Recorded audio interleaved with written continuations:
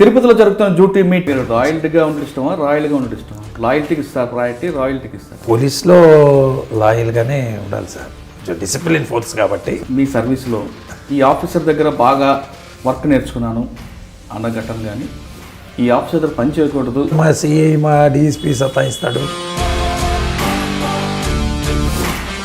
చిన్నప్పటి నుంచి నాన్నగారి కష్టం నష్టం లాభం అన్నీ చూస్తుంటారు.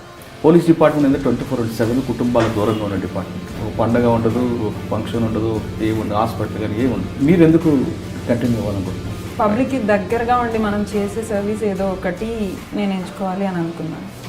సో దాంట్లో ఏ కష్టాలు ఉంటాయి నేను ఇంట్లో చూశాను, బట్ స్టిల్ నాకు అలాగే అనిపించింది, నాకు అదే నచ్చింది. ఐపీఎస్ ఐఏఎస్ టార్గెట్ అన్నప్పుడు మీరేమన్నారు? పోలీస్ వద్దమ్మా అన్నారా? అంటే లేడీ ఆఫీసర్స్గా పోలీసులో ఉంటే చాలామంది లేడీస్కి హెల్ప్ఫుల్గా ఉంటాము. ఈ రోజుల్లో అదే కావాలి, నాకు కూడా అది ఇష్టము. ఇప్పుడు ఇమీడియట్గా జరగాలంటే పోలీస్ చేతిలోనే ఉంటుంది, చాలామందికి సహాయపడగలుగుతాము. కాబట్టి నాకు ఇదే ఇష్టంగా ఉందండి, నేను ఆప్షన్ పెడతానని. ఈవెన్ అదర్ ఆప్షన్స్ ఉంటే కూడా, C2 ఆప్షన్స్ అవి ఉంటే కూడా అవి తీసుకోకుండా ఫస్ట్ ఆప్షన్ దీన్నే పెట్టింది సార్. నీ క్వాలిఫికేషన్ ఏంటి? ఎన్ని సంవత్సరాలు నువ్వు కష్టపడ్డావు, ఎన్ని గంటలు కష్టపడ్డావు? బీటెక్ ఎంబీఏ చేశాను. ఎంబీఏ అయిన తర్వాత కోచింగ్కి వెళ్ళాను. 1 year కోచింగ్ అయింది. తర్వాత ఒక 3 attempts ఇచ్చాను. 3 attempts నేను క్లియర్ చేయలేదు. 4th attempt ఇచ్చి రిటర్న్ వచ్చేద్దామని ఫిక్స్ అయ్యాను. ఇంట్లో కూడా చెప్పాను, ఇది నా ఫైనల్ అటెంప్ట్, ఇక్కడ రాకపోతే నేను ఇంకా జాబ్ చేయను, అసలు ఇంకా పుస్తకమే ముట్టుకోను. ఎందుకంటే నాకు ఇదే చేయాలని ఉంది. ఇంకా నేను వేరేది ఏం చేసినా నాకు సాటిస్ఫాక్షన్ ఉండదు. రాస్తున్నప్పుడు మీరు రోజుకి ఎన్ని గంటలు కష్టపడతారు? 7-8 hours. అది కూడా ఎగ్జామ్ దగ్గరగా ఉన్నప్పుడు, లేకపోతే 6 hours. ఫస్ట్ ట్రైనింగ్ ఎక్కడ తీసుకున్నారు? ఆ ట్రైనింగ్ ఉన్నప్పుడు చాలా కష్టాలు ఉంటాయి, ఫిజికల్ ట్రైనింగ్. ఎందుకు వచ్చారా బాబు అని అనిపిస్తుంది. నేను 73 kgs నుంచి 59 kgs అయిపోయాను అనమాట. పాసింగ్ కూడా పెరేడ్లో కూతురుకి చూడగానే మీకు ఏమనిపించిందండి? యూనిఫామ్ అది ఆనందానికి చెప్పడానికి లేదు. 25 మందిలో పెరేడ్ కమాండర్, పెరేడ్ అంతా ఈమె అనిపించింది. చాలా అనిపించిందా ఇంట్లో ఆడుకున్న నా కూతురు ఒక గ్రూప్ ఒక పెరేడ్ కమాండర్ అయింది, యూనిఫామ్ వేసిందని? అప్పుడు ఏమనిపించింది అంటే, ఒకవేళ C2 ఆప్షన్ పెట్టుకోమన్నాను కదా, C2 ఆప్షన్ పెట్టుకుంటే ఇలాంటివి చూసి ఉండలేము మనం. మీకు అదృష్టం ఉంటుంది. మీ పాపని ఇంత చక్కగా పెంచినందుకు మీకు ఒక గిఫ్ట్ అయిపోయింది కదా. Correct sir. మీ నాన్నగారు మీకు ఏం చెప్పారు కరప్షన్ గురించి? మనము తీసుకోవాలనుకుంటే అది వేరే సంగతి, వద్దు అంటే మనల్ని ఎవరు ఆపుతారు? 26 సంవత్సరాల అనుభవం మీ కూతురికి ఏ విధంగా చెప్తారు? ఒక టిప్ చెప్పు. నేను చెప్పేది ఏంటంటే, పాపకి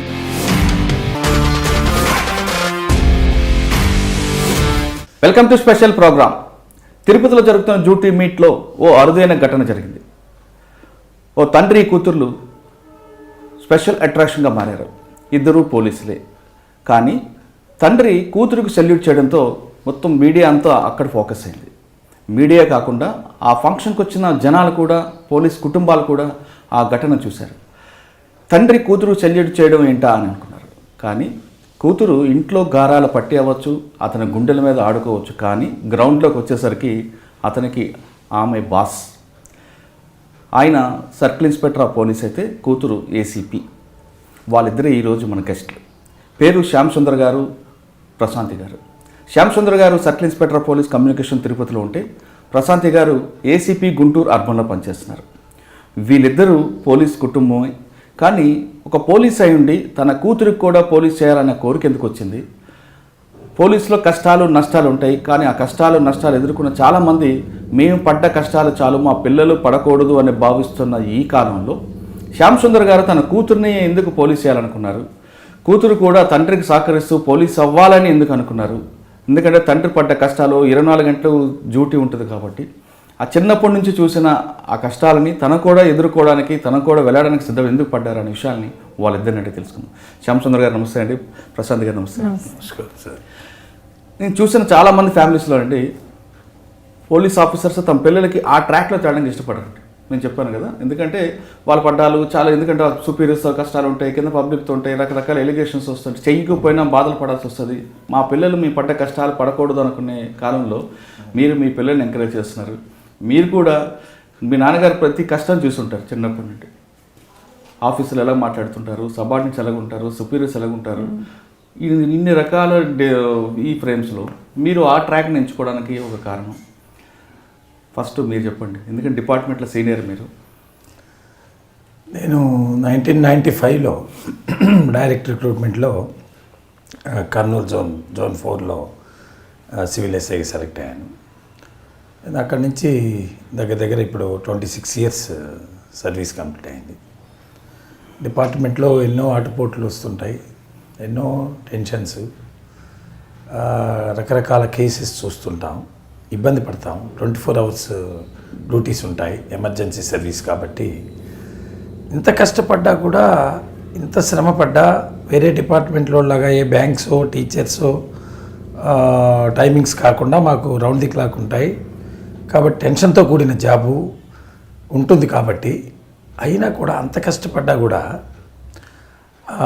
ఒక తల్లి 9 నెలలు కష్టపడి బిడ్డని చూస్తాను ఎంత హ్యాపీగా ఫీల్ అయ్యి ఆ కష్టం అంతా మర్చిపోతుందో, ఇంత కష్టంలో కూడా ఒక పేదవాడికి వెంటనే సహాయం చేశాము అనేటువంటి తృప్తి ఈ కష్టం అంతా పక్కకి వెళ్ళిపోతుంది చాలాసార్లు.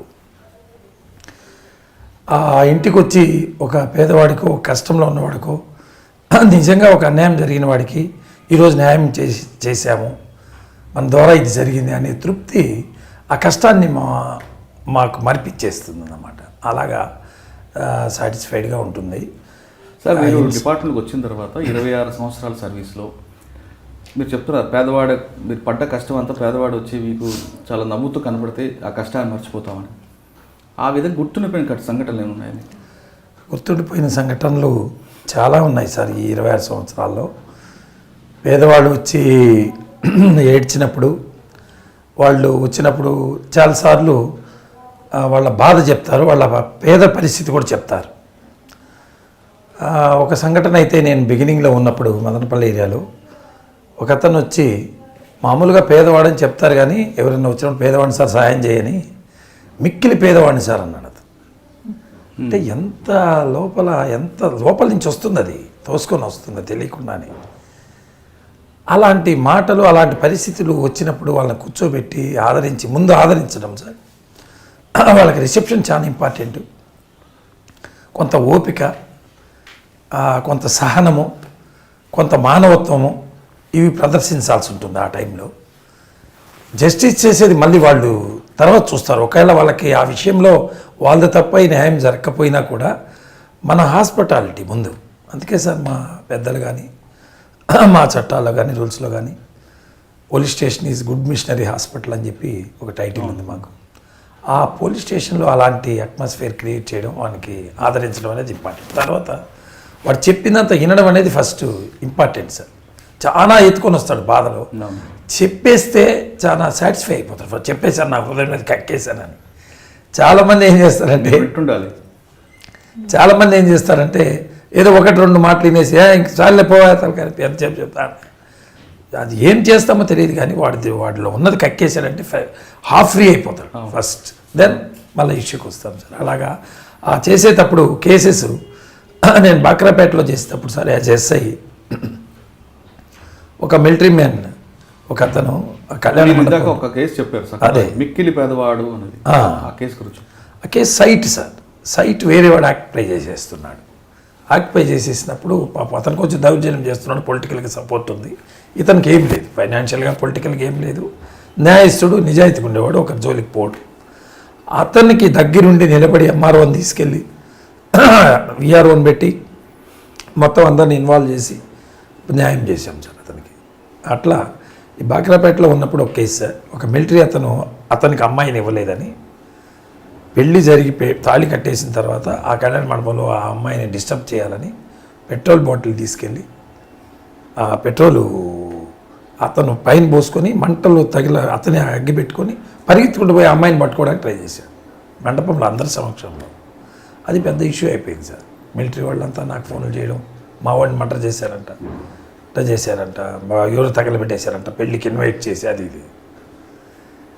అది చాలా టెన్షన్ అయిపోయింది సార్. ఎస్పీ గారు ఫైల్ తెమ్మన్నారు, మిలిటరీ వాళ్ళ ఆఫీసర్లు రోజు తిరగడం నా దగ్గరికి, న్యాయం చేయండి, మిలిటరీ ప్రజల కోసం సహకరించే మనిషికి మీరు సహాయం చేయడం లేదంటారు వాళ్ళు. నేను చెప్పాను సార్, 50 మెంబర్స్ని ఎగ్జామ్ చేశాను, ఇర్రెస్పెక్టివ్ ఆఫ్ క్యాస్ట్. రకరకాల క్యాస్ట్ వాళ్ళు ఉన్నారు. మంగళవాళ్ళు ఒక క్యాస్ట్, వంట వాళ్ళు ఒక క్యాస్ట్, వంట డెకరేషన్ వాళ్ళు ఒక క్యాస్ట్, వాళ్ళ బంధువులు కాదు, అదర్స్ ఉన్నారు. అందరూ చేశాం. బట్ ఫ్యాక్ట్ తెలుసుకోండి, స్టేట్మెంట్స్ రాసే మీరు ఇన్వెస్టిగేట్, మీరు ఎంక్వైరీ చేసుకోండి. ఉన్న పరిస్థితి ఇది. అతనే వచ్చి డిస్టర్బ్ చేయడానికి చేసి అతను మళ్ళీ చనిపోయాడు సార్ ఒక 4-5 days తర్వాత. అంటే డీడీ చేశారు అట్లా? డీడీ కూడా రికార్డ్ అయ్యింది. డీడీలో ఏం చెప్పాడండి? డీడీలో వాళ్ళు ఇంకో మేనమామ తగలబెట్టారని చెప్పాడు. బాబా ప్లాన్ చనిపోతూ కూడా సహజంగా మాకు ఎవిడెన్స్ యాక్ట్లో అది ఉంది సార్. చనిపోయేటప్పుడు నా నిజము పెదాల మీద నాట్యం ఆడుతుందంట. పెద్దోళ్ళు అప్పుడు మనుషుల్ని బట్టి అప్పుడు పరిస్థితులను బట్టి పెట్టారు సార్ అవి. బట్ ఇప్పుడు అవి కొంచెం మారిపోతున్నాయి. నిజం డాన్స్ నిజం నాట్యం అప్పుడు ఆడటం లేదు సార్. ఇప్పుడున్న కాలంలో అనుకోండి సీసీ కెమెరాలు ఉంటాయి, ఇప్పుడు ఉన్నాయి, అప్పుడు లేవు సార్. ఇప్పుడు సీసీ కెమెరాలు లేవు, మరి ఎవరు చూశారు? అప్పుడు వీడియోగ్రాఫర్ కూడా వీడియో చేస్తూ ఆ లాస్ట్ పిక్చర్ ఆపేసి మదనపల్లి ప్రోగ్రామ్ ఉందని అతను క్లోజ్ చేశాడు. అది కూడా లేదు. అందరూ ఉన్నారు కదా, మొత్తం యూనివర్సిటీ స్టూడెంట్స్ ఉన్నారు, అందరి సమక్షంలో జరిగింది అది. కళ్యాణ మండపంలో పెళ్ళి అయిపోయి అరుంధతి నక్షత్రం చూపించి లోపలికి తీసుకెళ్తున్నారు అంతే మేళగాళ్ళు. అందరూ ఉన్నారు అక్కడ, అందరి సమక్షంలో జరిగింది.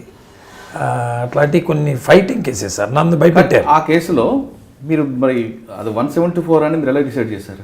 ఆత్మహత్య చేసుకున్నాడు కదా ఎవిడెన్స్ సార్, మొత్తం డైరెక్ట్ ఐ విట్నెస్లు ఉన్నారు కదా అక్కడే.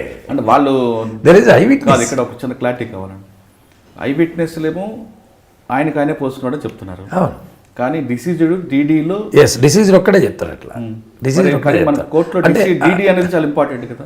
డీడీ ఇంపార్టెంటే కానీ బట్ ఐ విట్నెసెస్ ఉన్నప్పుడు కాదు. ఇప్పుడు అతను ఒక్కడే చేసుకున్నప్పుడు అదేమవుతుందంటే నేను లోపల హట్ అయ్యాను, నన్ను హట్ చేశారు, ఏవి ఎవిడెన్స్ లేదు, అతను ఒక్కడే ఇస్తాడు. సర్కమ్స్టెన్సెస్ కూడా చూసుకుంటారు. సర్కమ్స్టెన్సెస్ ఎవిడెన్స్ కూడా ఇంపార్టెంట్. పెళ్లి చేసుకోవడానికి అమ్మాయిని ఆడ తీసుకెళ్ళినప్పుడు వాళ్ళు పెట్రోల్ బాటిల్ ఎందుకు తీసుకుపోతారు? ఇతనికి పిల్లని కూడా అన్నప్పుడు ఇతన్ని ఎందుకు ఇన్వైట్ చేస్తారు?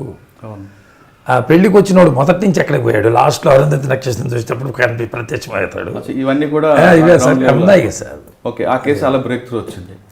నెక్స్ట్ ఇంకోటి దాన్ని ఇంకోటి బుచ్చినాయుడు కండక్ట్ చేసేటప్పుడు ఒక మర్డర్ కేసు సార్. నేను పోకముందు 1 year బ్యాక్ జరిగింది. అప్పుడు డిటెక్ట్ కాలేదు.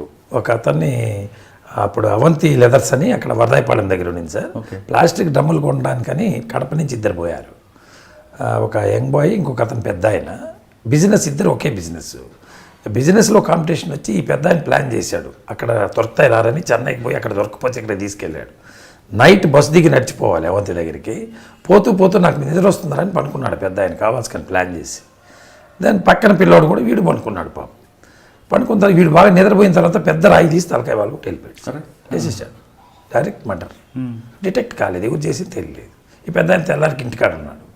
వాళ్ళు ఎత్తుకుంటారు ఎక్కడ చచ్చిపోయాడు. మళ్ళీ బాడీ డిటెక్ట్ అవడమే కొంచెం కష్టమైంది. వాడు ఏదో సిమెంట్ ఫ్యాక్టరీలో పనిచేస్తాడు, ఆ వాచ్ ఉంది, ఆ వాచ్ని బట్టి మన వాళ్ళు ఐడెంటిఫై చేశారు. బట్ అక్యూజ్డ్ దొరకలేదు. బాడీ నోన్ అయింది కాబట్టి బాడీ నోన్, అది ఎవరు పోయి ఉంటారు, ఎవరెవరితో పోయారని ఎంక్వైరీ చేస్తే అతన్ని 1-2 సార్లు తీసుకొచ్చి చూశారు కానీ కాలేదు. సరే ఇంక వేరే సోర్సెస్ లేవని మళ్ళీ నేను 1 night తర్వాత ఆ స్టేషన్లో జాయిన్ అయ్యాను. మళ్ళీ అతను పికప్ చేసుకొచ్చి కొంచెం డీటెయిల్డ్గా ఇంట్రాగేట్ చేసాం సార్. డీటెయిల్ ఇంటరాక్షన్ అంటే మీ పాపకు చెప్పండి, నేర్పించాలి సార్. అంటే మీ కాలంలో డీటెయిల్ ఇంటరాక్షన్ అనేది జరిగి ఉండొచ్చు, ఇప్పుడున్న కాలంలో జరగదు. అవును సార్, ఇప్పుడు అంతా సైంటిఫిక్ టెక్నాలజీ కాబట్టి సైంటిఫిక్గా ఆ మెథడ్ ఇక్కడ యూజ్ చేయడం. అవునవును సార్, సైంటిఫిక్గా పోవాలి. చేస్తే బ్రేక్ అని చెప్పాడు సార్. అది ఇది పరిస్థితి, బిజినెస్ కాంపిటీషన్, వాడిని షాప్కి ఎక్కువ పోతూ ఉన్నాయి బిజినెస్. అందువల్ల నేను ముందే ప్లాన్ చేసి పోతాం పారా తెచ్చుకుందామని తీసుకెళ్ళిట్టు చేశాను. బ్రేక్ అయింది అప్పట్లో ఆ కేసు. కేసులతో పాటు మీరు ఎస్ఐగా తర్వాత సిఐగా వస్తున్నప్పుడు మీ ఆఫీస్ కొంతమంది సుపీరియర్స్ ఆఫీసర్స్ మీతో ఎలా బిహేవ్ చేశారు? అది ఒక్కటే, కొంతమంది బాగానే రిసీవ్ చేసుకుంటారు, సబార్డినేట్స్కి ఎంకరేజ్ చేస్తారు, కొంతమంది అప్పర్ హ్యాండ్ అవ్వాలని కొంచెం కించపరుస్తుంటారు. అటువంటి ఘటనలు మీకు జరిగాయి? ఘటనలు అంటే అట్లా నేనేందంటే నేను ఆఫీసర్కి చాలా ఒబిడియంట్గా ఉంటాను సార్. ఓకే, ఆఫీసరు జనరల్గా మంచివాళ్ళు వస్తారు సార్. కొంతమంది కొన్నిసార్లు కొంచెం ఇబ్బంది పెట్టేవాళ్ళు ఉంటారు సార్ కొన్ని విషయాల్లో. ఇంక సర్దుకొని పోవడం ఏది సార్, మన పరిస్థితిని బట్టి 1-2 సార్లు చూస్తారు వాళ్ళు. మనం కూడా అదే టైప్లో ఆరోగెన్సీగా మాట్లాడడం చేయడం చేస్తే కొంచెం వెంటపడతారు సార్. పని చేయించడంలో లేదన్నప్పుడు వాడు obediently పాపం చెప్పింది అంటే చేసుకుంటాడు. మీరు రాయల్టీగా ఉండడం ఇష్టమా, రాయల్గా ఉండడం ఇష్టమా? లాయల్టీకి ఇస్తారు ప్రయారిటీ, రాయల్టీకి ఇస్తారా? పోలీస్లో లాయల్గానే ఉండాలి సార్, కొంచెం డిసిప్లిన్ ఫోర్స్ కాబట్టి. సరే, నేను మీ సర్వీస్లో ఈ ఆఫీసర్ దగ్గర బాగా వర్క్ నేర్చుకున్నాను అన్న ఘటన కానీ, ఈ ఆఫీసర్ దగ్గర పని చేయకూడదు అన్న ఇష్టం పేర్లు చెప్పకుండా నేను చెప్పగలరా? పేర్లు చెప్పకుండా ఆఫీసర్స్ అయితే ఉన్నారు సార్, మంచి ఆఫీసర్స్ ఉన్నారు. ఏదో ఆఫీసర్ ఎక్కడే ఉంటారు, చెడు ఆఫీసర్ అంటే మీకు ఎందుకు అడుగుతున్నంటే ఆ ఘటన మీ పాపకు కానీ నెక్స్ట్ వచ్చిన జనరేషన్కి కానీ ఒక్కొక్క లెసన్గా ఉంటుంది. అంటే ఎవరో చెప్తుంటే విన్నాను కానీ అదృష్టవశాత్తు నాకైతే అలాంటి వాళ్ళు ఎదురు కాకపోయినా ఎవరు చెప్పిందేనా? ఎవరో చెప్తుంటే వింటాం సార్, మా సిఐ మా డిఎస్పీ సతాయిస్తాడు కొంచెం వింటుంటారని ఎవరో ఒకటి అలా ఇన్సిడెంట్స్ అంటే సతాయించడం అంటే రెండు రకాలు. విన్నాం కానీ ఛార్జ్ మెమోలు ఇవ్వడం, అదే మన ఛార్జ్ మెమో విత్డ్రా చేయాలంటే మళ్ళీ ఇబ్బంది పెట్టడం, ఏసీఆర్లో కరెక్ట్ రాయిపోవడం జరుగుతుంది. ఆ విధంగానా? లేదంటే నేను ఫ్యామిలీతో వస్తున్నాను నాకు రూమ్ పెట్టు, లేదంటే అవి కొను ఇవి కొను అని? అట్లా ఏం లేదు సార్, వినలేదు కానీ అంటే కొన్ని చెప్పినప్పుడు సరిగా వినకపోతే, ప్రాపర్గా ఇన్ టైంలో వర్క్ చేసి పెట్టకపోతే, వాళ్ళకి సరిగా రెస్పాండ్ కాకపోవడము, ఫోన్లు ఎత్తకపోవడము, పిలిచినప్పుడు టయానికి రాకపోవడము, చెప్పిన టయానికి రాకపోవడము, చెప్పిన టైంలో వర్క్ కంప్లీట్ అంటే కొన్ని విషయాల్లో చెప్పిన టైంకి చేయకపోతే వాళ్ళకి ఇరిటేషన్ వస్తుంది. కానీ ఇప్పుడు మీరు ఏదో అన్ఫార్చునేట్లీ ఒక ఇన్సిడెంట్లో ఉండిపోతారు, నా మాట చెల్లుబాటు కాలేదని ఒక ఈగో ఫీలింగ్తో కొంతమంది ఆఫీసర్లు కొన్నిసార్లు అట్లా అరిసిన సందర్భాలు కూడా ఉన్నాయి సార్. ఆఫీసర్స్ విషయం తెలియక మళ్ళీ మనం పోయి విషయం ఎక్స్ప్లెయిన్ చేసిన తర్వాత చాలాసార్లు ఆఫీసర్లు కోప్పడతారు సార్, విషయం సబ్జెక్ట్ తెలియకముందు. అప్పుడు ఎందుకంటే పోలీసులో కొంచెం బాసిజం కాబట్టి కొంచెం ఉంటుంది సార్, హైరార్కీలో కొంచెం ఈ ఫీలింగ్స్ ఉంటాయి. దానివల్ల మనం ఏం చేయాలంటే కింద వాడు పై అతను చెప్పినప్పుడు ఇమీడియట్గా అప్పుడు ఎలాంటి ఎదురు చెప్పకూడదు సార్, అది కొంచెం కోపం వస్తుంది ఆఫీసర్స్కి. వెంటనే యాక్సెప్ట్ చేసి గమ్మనే ఉండి మళ్ళీ సార్ ఫ్రీ టైంలో ఉన్నప్పుడు చిన్న సబ్మిషన్ సార్ అని విధంగా సార్ ఇది సార్ పరిస్థితి అమలు చెప్పారు, ఇది వాస్తవం అయితే ఇది సార్ అంటే చాలా వరకు యాక్సెప్ట్ చేస్తారు సార్. నేను నా సర్వీస్ గురించి ఇంకొంతగా మాట్లాడే ముందు ఒకసారి ప్రశాంత్ గారు మాట్లాడారు. ప్రశాంత్ గారు చిన్నప్పటి నుంచి నాన్నగారు కష్టం నష్టం లాభం అన్నీ చూస్తుంటారు. పోలీస్ డిపార్ట్మెంట్ అనేది 24/7 కుటుంబాల దూరంగా ఉన్న డిపార్ట్మెంట్. ఒక పండగ ఉండదు, ఒక ఫంక్షన్ ఉండదు, ఒక ఏ ఉండదు, హాస్పిటల్ కానీ ఏమి ఉండదు. చిన్నప్పటి నుంచి చూస్తున్న ఈ ఫీల్డ్లోకి మీరు ఎందుకు కంటిన్యూ అవ్వాలనుకుంటున్నారు? చిన్నప్పటి నుంచి అంటే అలా అనిపించేది, పబ్లిక్ సర్వీస్, పబ్లిక్కి దగ్గరగా ఉండి మనం చేసే సర్వీస్ ఏదో ఒకటి నేను ఎంచుకోవాలి అని అనుకున్నాను. సో దాంట్లో ఏ కష్టాలు ఉంటాయి నేను ఇంట్లో చూశాను, బట్ స్టిల్ నాకు అలాగే అనిపించింది, నాకు అదే నచ్చింది. అంటే అదర్వైజ్ నేను చెప్పాలంటే నేను ఒక 4 years పెట్టుకున్నాను, ఒక 4 years ట్రై చేసి రాకపోతే ఇంకా నేను ఏం జాబ్ చేయను. అంటే మీరు పోలీస్ అవ్వాలని నాన్నగారికి ఎప్పుడు చెప్పారు? పోలీస్ అని పర్టికులర్గా ఏం లేదు, ఇదర్ ఐఏఎస్ కానీ ఐపీఎస్ కానీ అవి నా ఫస్ట్ ప్రిఫరెన్సెస్. తర్వాత నెక్స్ట్వి. అంటే ఇప్పుడు ప్రశాంత్ మీకు పోలీసు కానీ అదే ఐపీఎస్ ఐఏఎస్ టార్గెట్ అన్నప్పుడు మీరేమన్నారు? పోలీస్ వద్దమ్మన్నారా?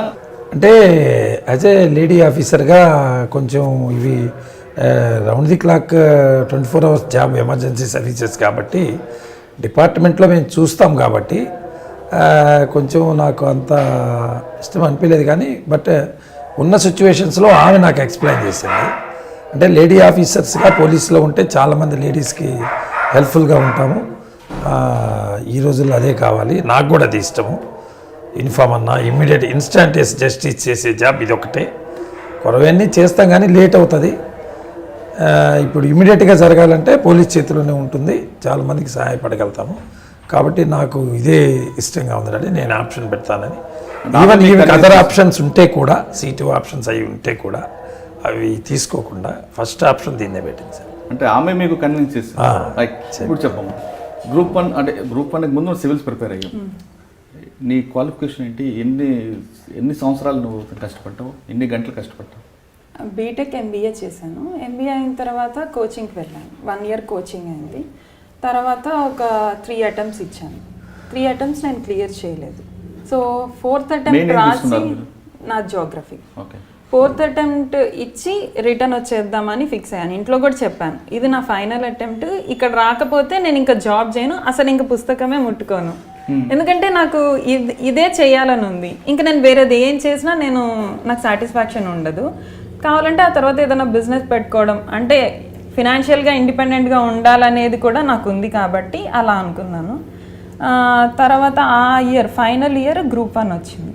గ్రూప్ 1 రాస్తే సివిల్స్ రాలేదు, 3 అటెంప్ట్కి రాలేదు.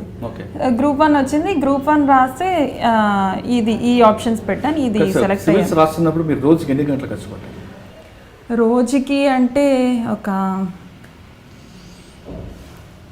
8 hours, 7-8 hours. అది కూడా ఎగ్జామ్ దగ్గరగా ఉన్నప్పుడు, లేకపోతే 6 hours అంతే. గ్రూప్ 1 సెలెక్ట్ అయ్యారు అంటే సివిల్స్ రాలేదు, గ్రూప్ 1 రాశారు. గ్రూప్ 1 ఫస్ట్ అటెంప్ట్కి వచ్చింది. ఓకే, అంటే ఆ ప్రిపరేషన్ యూజ్ అయింది. షార్ట్ టైం ఉన్నింది, బట్ స్టిల్ ఆ ప్రిపరేషనే యూజ్ అయింది అన్ని ఇయర్స్ చదివి. ఓకే, గ్రూప్ 1 సెలెక్ట్ అయినప్పుడు మీరు నాన్నగారు చెప్తున్నట్టుగా సిటీఓ పెట్టుకున్నారా, ఏసీపీ పోలీస్కి పెట్టుకున్నారా? అది మా ఇద్దరికి డిస్కషన్ జరిగింది. డాడీ సెకండ్ ఆప్షన్ సిటీఓ పెట్టుకో, ఇలా రౌండ్ ద క్లాక్ చేయాల్సి ఉంటుంది అని అన్నారు. కానీ నాకు ఇష్టం లేదు. సో నేను చెప్పాను, లేదు ఏమో ఫస్ట్ ఆప్షన్ నాది ఆర్డీఓ, అది రావచ్చు, రాకపోయినా సిటీఓ నాకు ఇష్టం లేదు, నేను డిఎస్పీ పెట్టుకుంటాను అని చెప్పాను. రెండు నాకు ఇష్టం, ఈక్వల్గా రెండు ఇష్టము.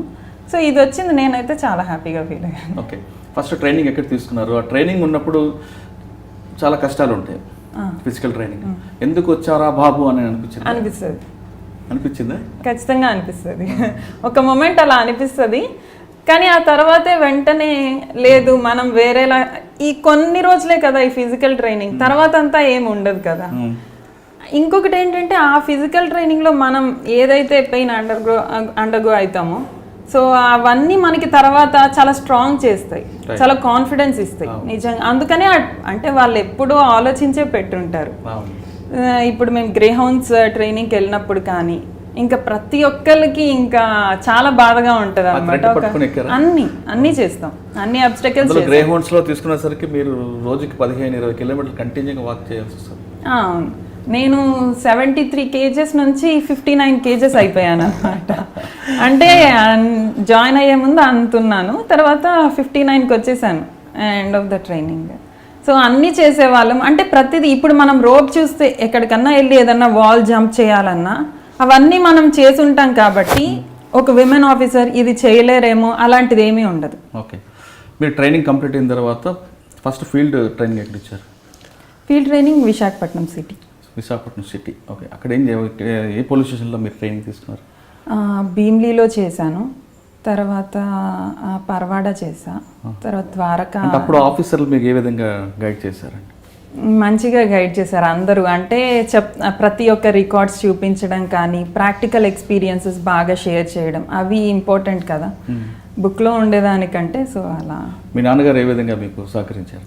ప్రతి విషయంలో అండి. ఏదన్నా కేసు వస్తే ఇలా వచ్చింది అంటే చెప్తారు కొన్ని ఇంపార్టెంట్ పాయింట్స్, ఇలా చూసుకో, ఇవి మిస్ చేయొద్దు అని చెప్పి. సార్, దానికన్నా ముందు పాసింగ్ అవుట్ పెరేడ్లో కూతురుకి చూడగానే మీకు ఏమనిపించిందండి యూనిఫామ్లో?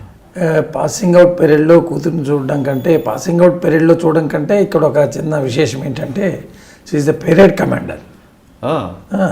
పెరేడ్ కండక్ట్ చేసింది పెరేడ్ కమాండర్. ఒక 2 days ముందు తెలిసింది. అంటే కమాండర్స్గా ఒక 5-6 మందిని సెలెక్ట్ చేసి ట్రైనింగ్ ఇస్తూ ఉంటారు. ఫైనల్గా ముందు 2 రోజుల ముందు ఒక్కరిని డిక్లేర్ చేస్తారు. అంటే కమాండ్, మార్చింగ్ ఇవన్నీ చూసి ఒక 2 days ముందు చెప్పింది పాప, పెరేడ్ కమాండర్ నేనే పెరేడ్ జరిపించాలని. అది చూడడానికి బంధువులుగా అందరం పోయినాం. చూడగానే దగ్గర 2 hours పట్టింది. 2 hours ఇస్ ద పెరేడ్. అది చాలా అసలు అది ఆనందానికి చెప్పడానికి లేదు. 25 మందిలో పెరేడ్ కమాండర్, పెరేడ్ అంతా ఈమె నడిపించింది. చాలా అనిపించిందా ఇంట్లో ఆడుకున్న నా కూతురు ఈ ఒక గ్రూప్ ఒక పెరేడ్ కమాండర్ అయింది, యూనిఫామ్ వేసిందని? అప్పుడు ఏమనిపించింది అంటే, ఒకవేళ సిటీఓ ఆప్షన్ పెట్టుకోమన్నాను కదా, సిటీఓ ఆప్షన్ పెట్టుకుంటే ఇలాంటివి చూసి ఉండలేము, మీకు అదృష్టం ఉంటుంది. మిస్ అయిపోయి ఉంటే డీజీ గారు, హోమ్ మినిస్టర్ గారు వీళ్ళంతా ఉన్నారు, ఇంతమంది ఐపీఎస్ ఆఫీసర్ మధ్యలో పాప ఒక పెరేడ్ కమాండర్గా పెరేడ్ రన్ చేసింది కదా. పెరేడ్ కమాండర్ కాకుండా మీ బాసుల ముందు చాలా గర్వంగా చెప్పుకున్నారు కదా కూతురుని, అప్పుడు మీ బాసులు అందరూ మీకు ఏమన్నారు? ఏమనలేదు, వాళ్ళు చాలా సాటిస్ఫైడ్గా హ్యాపీగా ఫీల్ అయ్యారు. అంతా గ్రూప్ ఫొటోస్ తీసుకున్నాం డీజీ గారితో, ఐజీ గారితో, అందరితో. చాలా బాగా అనిపించింది అది అకేషన్. అంటే మీ పాపని ఇంత చక్కగా పెంచినందుకు మీకు ఒక గిఫ్ట్ అయిపోయింది అక్కడ. కరెక్ట్ సార్ అది. రైట్. తర్వాత మీరు ట్రైనింగ్ వైజాగ్ అయిన తర్వాత ఫస్ట్ పోస్టింగ్ ఎక్కడ? గుంటూరు సౌత్. ఓకే. గుంటూరులో చారు తీసుకున్నప్పుడు ఏమనిపించింది? అంటే మీకు ఒక లక్ష్యం ఉంటుంది కదా, ఏమనుకున్నారు? ఏమనుకున్నానంటే నా దగ్గరికి వచ్చిన ప్రతి ఒక్కరిని కూర్చోబెట్టి వినాలి. అంటే 2 పార్టీస్ ఉంటాయి ప్రతి కంప్లైంట్లో, రెండిటికి ఒక వర్షన్ ఉంటుంది. సో ఇద్దరిని కూర్చోబెట్టి వినాలి. విమెన్ వచ్చినప్పుడు ఎస్పెషలీ అంటే లిమిట్స్తో సంబంధం లేకుండా విమెన్ వచ్చినప్పుడు వాళ్ళ బాధ కూడా మనం వింటే చాలామంది వస్తారు, మేడం మాకు ఇలా ఉంది, ప్రాబ్లం ఉంది అంటే. ఒక విమెన్ ఆఫీసర్ కాబట్టి నేను ఆమె ఒక విమెన్ కాబట్టి ఈజీగా చెప్పుకోగలుగుతారు. అది మేము అబ్జర్వ్ చేసాం.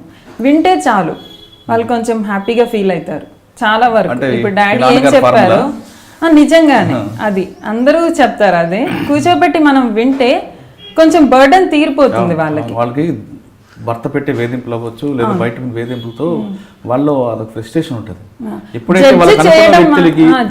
మిమ్మల్ని వాళ్ళు ఓన్ చేసుకోవాలి, ఆ ఓన్ చేసిన విధంగా మీరు ప్రవర్తిస్తే వాళ్ళు ఓపెన్ అయిపోతారు. ఇంకా సగం సార్ అన్నట్లుగా టెన్షన్ పోతుంది చాలా తగ్గిపోతుంది. ఓకే. ఇప్పుడు మీరు ఆ విధంగా ఆ లక్ష్యంతో మీరు సీట్లో కూర్చొని చార్జ్ తీసుకున్న తర్వాత అటువంటి కేసు ఏమైనా మీ దగ్గర వచ్చిందా? ఒకటేనా చెప్పండి. ఒకటి పేరు చెప్పకుండా మీకు బాగా ఈ తక్కువ కాలంలో. నేను జాయిన్ అయ్యి 1 month అయింది. అంటే కేసెస్ వస్తూ ఉంటాయి, వింటూ ఉంటాం. అంటే అది ఎలా ఉంటుంది అంటే ఒక రోజుతో అయిపోదు, వస్తూ ఉంటారు.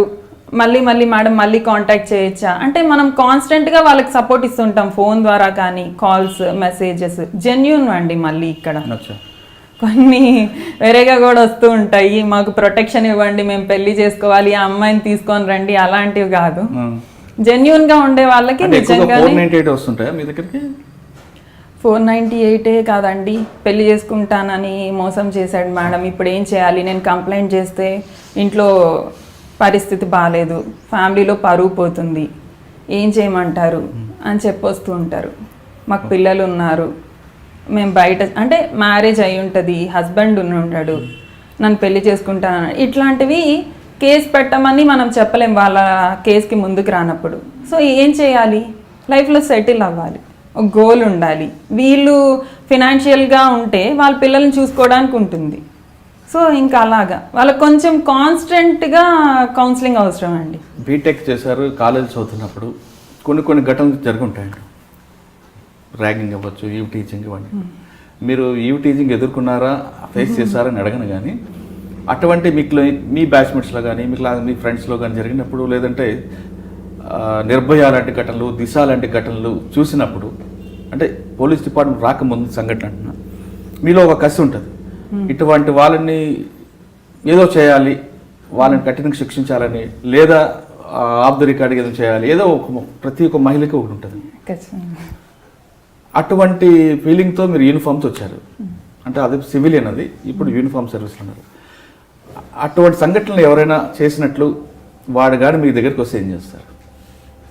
అకార్డింగ్ టు లా చేస్తామండి. మన పర్సనల్వి పెట్టకూడదండి ఎప్పుడు. అంటే పర్సనల్ అంటే పర్సనల్గా తీసేసుకొని అట్లా కాదు. అకార్డింగ్ టు లా వాళ్ళు చేసిన నేరానికి వాళ్ళకి వర్తించే సెక్షన్స్ వేయటము అకార్డింగ్ టు లా. మన ల్యాప్సెస్ లేకుండా, నిజంగా జెన్యూన్ కేసు అయితే మన ల్యాప్సెస్ లేకుండా చూసుకోవాలి. కానీ అది విక్టిమ్కి పెద్ద సాటిస్ఫాక్షన్ ఇవ్వరండి.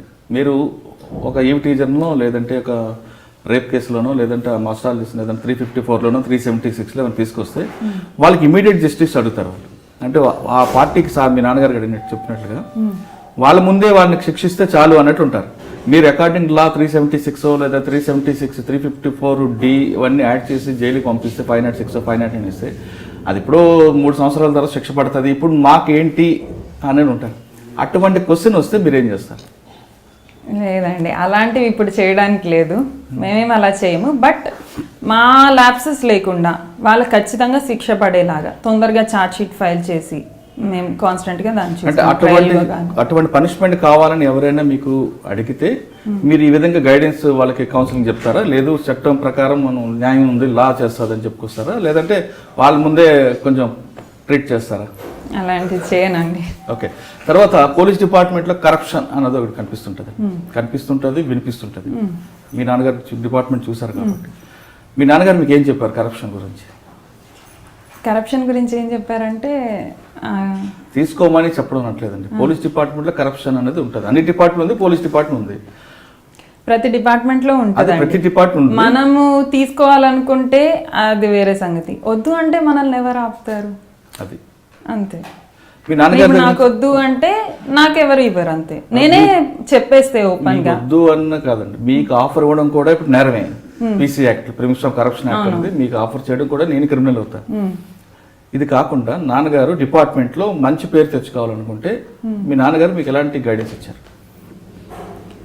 డిసిప్లిన్ ఉండాలి, తర్వాత ఆఫీసర్స్కి ఒబీడియంట్గా ఉండాలి. సో డిసిప్లిన్ వైజ్ అన్నీ చెప్పారండి. నెక్స్ట్ అకార్డింగ్ టు లా చేసుకుంటూ వెళ్ళాలి. ప్రతి ఒక్కరిని మనం సాటిస్ఫై చేయలేమండి, కానీ వాళ్ళతో మంచిగా మాట్లాడాలి, ఇలాంటివి చెప్పారు. అంటే పబ్లిక్ ఏ విధంగా సర్వీస్ చేయాలని చెప్పారండి?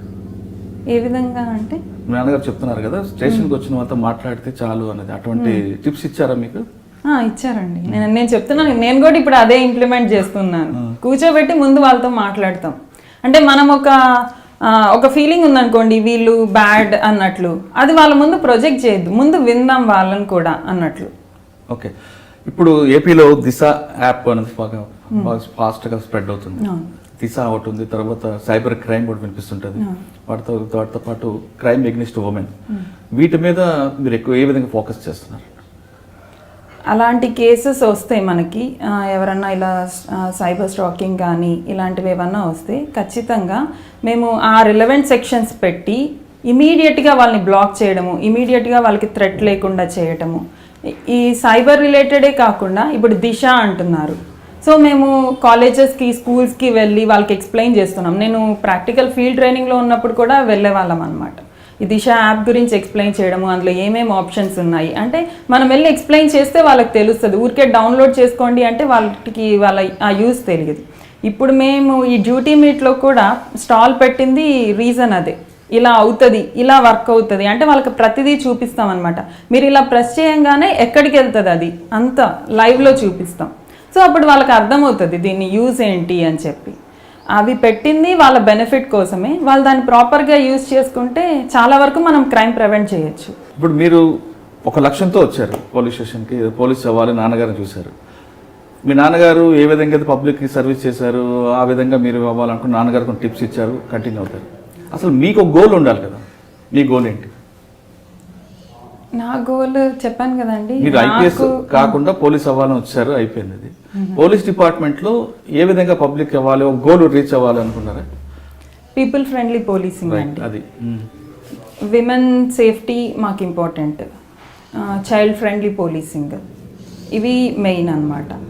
సో ఆ రకంగా మేము ఏం చేయగలము అంటే మేమే పీపుల్ దగ్గరికి వెళ్తున్నాం ప్రతిదానికి. అంటే వాళ్ళకి ఏదన్నా నీడ్ ఉంది అంటే మేము వెళ్ళిపోతున్నాం, ఈవినింగ్ కానీ మార్నింగ్ కానీ. విజిబుల్ పోలీసింగ్ ముందున్నట్లు కాదు, ఇప్పుడు ఈజీగా పోలీస్ దగ్గరికి వస్తున్నారు. ఇప్పుడు ఎవరికైనా ఏదన్నా ప్రాబ్లం అంటే ఫస్ట్ వచ్చేది పోలీస్ స్టేషన్కే అండి. ఎవరు ఎన్ని తిట్టినా కానీ ఫస్ట్ పోలీస్కే కాల్ చేస్తారు, కింద కాకపోతే పైకి అలా పోలీస్కే ఇన్ఫర్మేషన్ వస్తుంది. అంటే ఎక్కడో మా మీద కొంచెం ట్రస్ట్ ఉంది వాళ్ళకి. కాదండి, పోలీస్ మీద హోప్స్ పెరిగిపోయి పబ్లిక్ ట్రస్ట్ అయితే ఉంది, లేదని చెప్పలేము. సో ఒక హైయర్ ఆఫీసర్ చెప్తే వింటారేమో అని వాళ్ళ దగ్గరికి వెళ్తారు. సో అప్పుడు మన దగ్గరకు వచ్చినప్పుడు మనం విని వాళ్ళకి హెల్ప్ చేస్తే. ఓకే. సాధారణంగా అమ్మాయిలకి ఎక్కువగా క్రైమ్ జరుగుతుంటాయి, సైబర్ క్రైమ్ అవ్వచ్చు. ఒకప్పుడు బాడీ అఫెన్స్ జరిగేవి, దాన్ని మారిపోయి దాని ప్యాటర్న్ మారింది. ఇప్పుడు వాడి ఇంట్లో, ఇంతకుముందు రోడ్డు మీదకి వచ్చి చేసేవాడు, వాడి ఇంట్లో కూర్చొని ఇప్పుడు అమ్మాయిని హెరాస్మెంట్ చేస్తాడు. ఆ విధంగా సైబర్ బాధితులు కాకుండా ఉండాలంటే అమ్మాయిలకి ఒక మహిళగా మీరు చెప్పండి, ఏం చెప్తారు? ఇప్పుడు మన గవర్నమెంట్ దిశ యాప్ అని పెట్టిందండి. అన్నెసెసరీ యాప్స్ కాకుండా ఇలాంటి యాప్స్ మనం పెట్టుకుంటే మొబైల్ ఫోన్లో క్రైమ్ ప్రివెంట్ చేయొచ్చు. అంటే ఇమీడియట్గా మనకి ఎప్పుడు మనం ప్రమాదంలో ఉన్నా కానీ, ఏ అవసరం ఉన్నా కానీ అది నొక్కితే వాళ్ళు హెల్ప్ చేస్తారు. అంతేకాకుండా ఇప్పుడు సైబర్ రిలేటెడ్ అంటే మన ఫొటోస్ మనం పబ్లిక్లో పెట్టేస్తే ప్రాబ్లం అవుతుంది. అంటే ప్రతిసారి మనం పబ్లిక్లో పెడితేనే అవ్వట్లేదు, చాలా దగ్గరలో మిస్యూజ్ అయిపోతుంది సోషల్ మీడియాలో. ఒకవేళ అలా అయిన వెంటనే మనం పోలీస్ దగ్గరకు వస్తే దానికోసం మాకు ట్రైనింగ్స్ అన్నీ ఇస్తారండి, సైబర్ రిలేటెడ్ క్రైమ్ని ఎలా డీల్ చేయాలి అని చెప్పి. సో ఇమీడియట్గా పోలీస్ దగ్గరకు వస్తే ఇప్పుడు విమెన్ పోలీస్ దిశ పోలీస్ స్టేషన్స్ ఉన్నాయి. సో వాటిని వాళ్ళ దగ్గరికి వెళ్ళి అప్రోచ్ అయితే వాళ్ళు వెంటనే తీసుకోవాల్సిన నెసరీ యాక్షన్ తీసుకొని అది కొంచెం వాళ్ళకి వచ్చిన డ్యామేజ్ కొంచెం కంట్రోల్ చేయడం జరుగుతుంది. అంటే ఇక్కడ 2 రకాలు మీరు చెప్తుగా వినిపిస్తున్నారు మీకు ఆన్సర్లో. ఒకటి అన్నెసరీ యాప్స్ పెట్టుకోవద్దు అంటున్నారు, కానీ మన చాలా మంది అమ్మాయిల దగ్గర ఉన్న యాప్సే అవి కదా, స్విగ్గీలు జొమాటోలో ఉంటాయి కదా. అవి ఎంత ఇంపార్టెంటో దీన్ని కూడా అంతకంటే ఇంపార్టెంట్గా వాళ్ళు భావించి దిశ యాప్ డౌన్లోడ్ చేసుకుంటే మనం చాలా వరకు క్రైమ్ ప్రివెంట్ చేయొచ్చు. ఓకే, కానీ ఇంకొక క్వశ్చన్ కూడా వస్తుంది. మీరు అన్నారు మన ఫొటోస్ సోషల్ మీడియా పెట్టద్దని, కానీ ఎవరో ఫ్రెండ్ పంపిన రిక్వెస్ట్కి వీళ్ళు రెస్పాండ్ అవుతుంటారు. తర్వాత క్లోజ్ ఫ్రెండ్ కదా అంటూ వీళ్ళకి సంబంధించిన వేరే వీడియోస్ అందరూ పెడుతుంటారు. అది ఎంతవరకు సెక్యూరిటీ వాళ్ళకి? ఫస్ట్ ఆఫ్ ఆల్ అలా పెట్టకూడదండి. అంటే మనకి అంటే ఇప్పుడు ఎలా అవుతుందంటే మనం ఎవరిని నమ్మలేం, తెలిసిన వాళ్ళని నమ్మలేని పరిస్థితి, తెలియని వాళ్ళని ఇంకా అస్సలు నమ్మలేము. సో అలాంటప్పుడు ఒకవేళ నిజంగా అలాంటి పొరపాటు ఏదన్నా జరిగినప్పుడు వాళ్ళు మనల్ని బ్లాక్మెయిల్ చేస్తున్నారు అంటే ఇమీడియట్గా స్టేషన్లో అప్రోచ్ అయితే, నేను అదే అంటున్నాను కదా, మేము ఆ కరెక్ట్ ప్రొసీజర్ ఫాలో అయ్యి ఆ డ్యామేజ్ కంట్రోల్ చేస్తాం. ఓకే సార్, మీరు చెప్పండి. ఇప్పుడు ప్రశాంతి గారు చెప్పినట్టు ఒక గోల్ వచ్చింది, మీ టైప్లో ఇంటరాక్షన్ అయిపోయింది. ఇప్పుడు అది కాదు, ఆమె టెక్నాలజీ యాజ్ పర్ లా వెళ్తారంటున్నారు. అది ఇప్పుడు అయ్యే పని ఉంటుందా, జరుగుతుంది అంటారుగా? లేదు, సైబర్ క్రైమ్ డిటెక్ట్ చేయాలంటే ఈ టెక్నాలజీతోనే డిటెక్ట్ చేయాలి. సైబర్ క్రైమ్స్ వరకు మాత్రం టెక్నాలజీతోనే డిటెక్ట్ చేస్తాం. సైబర్ క్రైమ్ టెక్నాలజీ చేస్తారు కరెక్టే. ఒక ఎక్యూజ్డ్ దొరికినప్పుడు అమ్మాయికి వేధించడం, మిగతా క్రైమ్ పక్కన పెడతాం. అమ్మాయికి వేధించిన వాడు కానీ ఎవరైనా మీ టైంలో దొరికితే ఈ టీజర్ మీరేం చేసేవారు? అంటే అప్పుడు పాత రోజుల్లో 3rd degrees అనేవి ఉండేవి, మ్యాన్ హ్యాండ్లింగ్ చేయడం అనేవి. ఇప్పుడు పరిస్థితి బాగాలేదు కాబట్టి ఆల్మోస్ట్ వాళ్ళు కొన్ని సంవత్సరాల నుంచి అలాంటివి ఏం లేవు. మామూలుగానే మాట్లాడడం. అంటే మీరు చేసినట్లు చేయమంటారా, లేదంటే ఇప్పుడున్న పరిస్థితులకు అనుగుణంగా వెళ్ళమని? లేదు, అప్పట్లాగా పాత రోజుల్లాగా పోలీసు. సార్ ఫైనల్గా చెప్పండి, 26 సంవత్సరాల అనుభవం మీ కూతురికి ఏ విధంగా చెప్తారు, ఒక టిప్ చెప్పండి. ఏం లేదు, నేను ఒకటే చెప్తానండి, పోలీస్ డిపార్ట్మెంట్ డిసిప్లిన్ మీద డిపెండ్ అయింది. వితౌట్ డిసిప్లిన్ పోలీస్ డిపార్ట్మెంట్ లేదు. డిసిప్లైన్గా ఉన్నప్పుడు పనిలో కానీ, మన ప్రవర్తనలో కానీ, మన లైఫ్లో కానీ సక్సెస్ స్కేల్ ఎక్కువ ఉంటుంది, పర్సంటేజ్. నేను చెప్పేది ఏంటంటే పాపకి డిసిప్లైన్గా ఉండాలి, ఒబీడియంట్గా ఉండాలి ఆఫీసర్. అవతల వాడు ఒకవేళ మిస్యూస్ ఫెలో అయినా కూడా మనం ఊరికే దాన్ని పోయేది నెత్తినేసుకోకూడదు. అంత మంచిగా మాట్లాడి, బాబు ఇది కాదు, ఇది యాజ్ పర్ లా, ఇది ఒప్పుకోవట్లేదు చెప్పి పంపించడమే. కానీ అట్లా కాకుండా చేసుకొని మన టెంపర్స్, మనం ఏదో ఇంట్లో ఇంకొకరితో వచ్చినటువంటి ఆ టెంపర్మెంట్స్ అన్ని వాడి మీద చూపిస్తే పరిస్థితులు బాగాలేవు. లీగల్గా ప్రాబ్లమ్స్ వచ్చే పరిస్థితులు ఉన్నాయి. హ్యూమన్ రైట్స్ అని, వాళ్ళని, వీళ్ళని, మీడియా అని చాలా మంది జవాబు చెప్పాల్సిన పరిస్థితి వస్తుంది తర్వాత దానివల్ల. కాబట్టి వీలైనంత వరకు సర్దుకొని పోవడం, కరెక్ట్ పర్సన్ని యాజ్ పర్ లా అని పని చేయించడం, ప్రొసీజర్ ప్రకారం పోవడం. బట్ ఆల్ డిపార్ట్మెంట్స్తో మంచి లైసెన్స్ పెట్టుకొని పని చేసుకుపోవడం, అంతవరకు నేను గైడ్ చేస్తాను. రైట్ మేడం, మీరు ఫైనల్ క్వశ్చన్, ఇప్పుడున్న జనరేషన్కి పోలీస్ డిపార్ట్మెంట్ రావాలనుకున్న వాళ్ళకి మీరు ఇచ్చే మెసేజ్ ఏంటి? ఇంట్రెస్ట్ ఉంటే అండి ఖచ్చితంగా ఈ జాబ్ ఎంజాయ్ చేస్తారు, అదొక్కటే చెప్పగలను. ఇంట్రెస్ట్ ఉంటే మాత్రం ఆ రోజు అంటే ఎవ్రీడే మనకు ఒకేలా ఉండదు. ఒక రోజు చాలా వర్క్ బర్డన్ ఉంటుంది, ఇంకొక రోజు కొంచెం టైం దొరకచ్చు. మనకి ఇంట్రెస్ట్ ఉంటే ఆ వర్క్ ఎక్కువ ఉన్న రోజు కూడా మనం ఎంజాయ్ చేస్తామండి. ఓకే, పోలీస్ డిపార్ట్మెంట్ రండి, ప్రజలకి నేరుగా సేవ చేయాలంటే పోలీస్ డిపార్ట్మెంట్ ఒక్కటే అంటున్నారు శ్యామ్ సుందర్ గారు, ఆయన గారాల పట్టి ప్రశాంతి. ప్రజలకి ఎంత సేవ చేస్తే అంత బెనిఫిట్ ఉంటుంది. అంటే బెనిఫిట్ అంటే ఇక్కడ వాళ్ళు ఇచ్చిన ఆశీస్సులే మనకు బెనిఫిట్ అంటున్నారు. వాడు ఎంత కష్టపడినా ప్రజల నుంచి వాళ్ళ ఆనందం ఉన్నారంటే పోలీస్ స్టేషన్కి వచ్చిన వాళ్ళు ఆనందం, ఈ కష్టం మర్చిపోతాం అంటున్నారు. పోలీస్ డిపార్ట్మెంట్లో రావాలనుకున్న వారు మంచి ఎంజాయ్ చేయాలనుకుంటే వేరే డిపార్ట్మెంట్ కాకుండా ప్రజలకు సేవ చేయాలనే కమిట్మెంట్ ఉన్న వాళ్ళు ఖచ్చితంగా పోలీస్ డిపార్ట్మెంట్ రండి, ఖచ్చితంగా మీకు మంచి ఫ్యూచర్ ఉంటుంది అంటూ ప్రశాంత్ గారు కూడా అందరికీ ఇన్వైట్ చేస్తున్నారు. ఇది ఈ వారం శ్యామ్ సుందర్ గారు, ప్రశాంత్ గారు ఎక్సలెంట్ ఇంటర్వ్యూ. వచ్చే వారం మరో గెస్ట్తో మళ్ళీ కలుద్దాం. అంతవరకు నమస్కారం. Hello, this is Renu Desai. Please subscribe to iDream. Subscribe iDream. For more videos, subscribe iDream. Hi, this is Revati Chaudhary. For more videos, please subscribe iDream. For more videos, please subscribe iDream. మీరందరూ కూడా I dream ఛానల్ని subscribe చేయాలని కోరుకుంటున్నాను.